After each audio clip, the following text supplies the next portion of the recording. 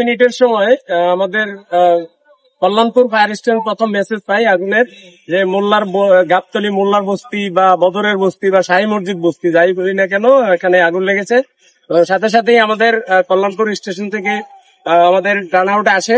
এখানে আসার পর আমাদের আগুনের অবস্থা বা আগুনের ভয়াবহতা দেখে সাহায্য চাই রেসপন্ডিং অফিসার। এরপর আমরা পর্যায়ক্রমে মোহাম্মদপুর, তেজগাঁ এবং মিরপুর থেকে মোট 8টা ইউনিট এখানে কাজ করি।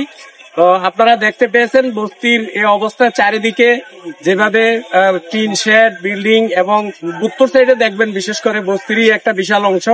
এবং আমাদের লোকজন আসার পর কাজ শুরু করে এবং চারিদিক থেকে আমরা অ্যাটাক করি আগুনকে, যার ফলে আগুনটা ছড়াতে পারে নাই। আগুন কিন্তু অনেক ছড়াতে পারতো। আপনারা যদি দেখেন উত্তর দিক এবং উত্তর পূর্ব দিক অনেকটাই একেবারেই নিয়ারেস্ট, সাথে লাগানো একটা চিকন মাত্র গলি, শুধু আমাদের লোক ওয়ালের উপর দিয়ে গিয়েছে, ওখানে গিয়ে আগুনটাকে নির্বাপন করতে চেষ্টা করছে এবং আমরা আগুন নিয়ন্ত্রণে নিয়ে আসছি। আমরা 4:36 মিনিটে আগুন আমরা নিয়ন্ত্রণে নিয়ে আসছি। এখনো আমাদের ড্যাম্পিং ডাউন চলছে, ভিতরে কাজ চলছে, আপনারা দেখতে পাচ্ছেন। টিনের নিচে এখনো ছোট ছোট আগুন আছে, ফ্লেম আছে, টিন সরিয়ে সরিয়ে আমরা কাজ করতেছি। কাজ করতে আমাদের সময় লাগবে। আর এখনো পর্যন্ত আমরা আহত বা নিহতের কোনো মেসেজ পাই নাই। আমাদের কাজ চলছে, কাজ শেষে আমরা আসলে সার্চ করলে বলতে পারবো যে আরো কোনো আহত, নিহত বা অন্য কোনো সমস্যা আছে কি। আচ্ছা, ভিতরে কি কি ছিল মূলত? ভিতরে তো প্রথমত বস্তি ঘর ছিল, মানুষজন বসবাস করতো। এরপরে সাইডে এখানে বাস স্ট্যান্ড গাবতলী, আপনারা দেখতে পেয়েছেন যে আপনাদের পাশেই যে বাস আছে, একটা বাস, 2টা বাস রুবিনা পরিবহনের 2টা বাস উপরে গেছে। এবং এই আমার পাশে ছোট ছোট দোকান ছিল, মোটর পার্টস বা গাড়ি ঠিক করে এই জাতীয়, বা ভিতরে বাসের ভিতরে ডেকোরেশন করে এই জাতীয় কিছু দোকান ছিল। আনুমানিক কয়টা বাড়ি পড়া গিয়েছে এটা আমরা এখনো নিশ্চিত না।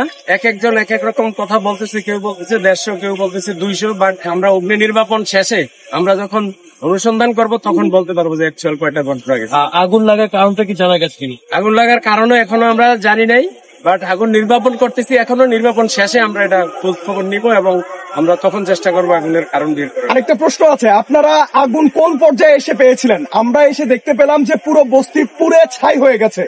আপনারা আগুন কোন পরিস্থিতিতে এসে পেয়েছিলেন? আমরা আগুন পেয়েছি ফুললি ডেভেলপ স্টেজেই।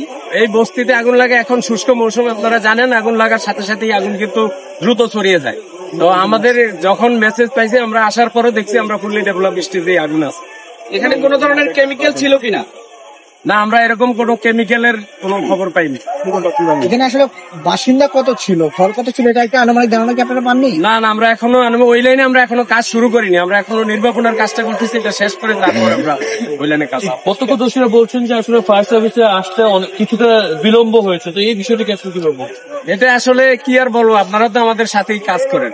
এটা একটা স্বাভাবিক সাধারণ মানুষের ভিতরে এভাবেই আসে যে কিছু লোক বলতে থাকে ফায়ার সার্ভিস দেরি করে আসছে, বিলম্বে আসছে। ফায়ার সার্ভিস দেরি করার প্রশ্নই ওঠে না। আর কল্যাণপুর ফায়ার স্টেশন একেবারেই কাছে, আপনারা জানেন যে গাবতলীর সাইডে এই ফায়ার স্টেশন, দেরি করার কোনো সুযোগ নেই। ফায়ার সার্ভিসও এর আগেও নানান তালিকা তৈরি করেছে, ঝুঁকিপূর্ণ তালিকা। আপনাদের এই বস্তিতে কি ঝুঁকিপূর্ণ তালিকা ছিল কিনা? অবশ্যই। এবং এর আগে এখানে অগ্নিকাণ্ডের কোনো ঘটনা আপনাদের রিপোর্টে আছে কি? এর আগে অগ্নিকাণ্ড এখানে সহসাই হয় নাই।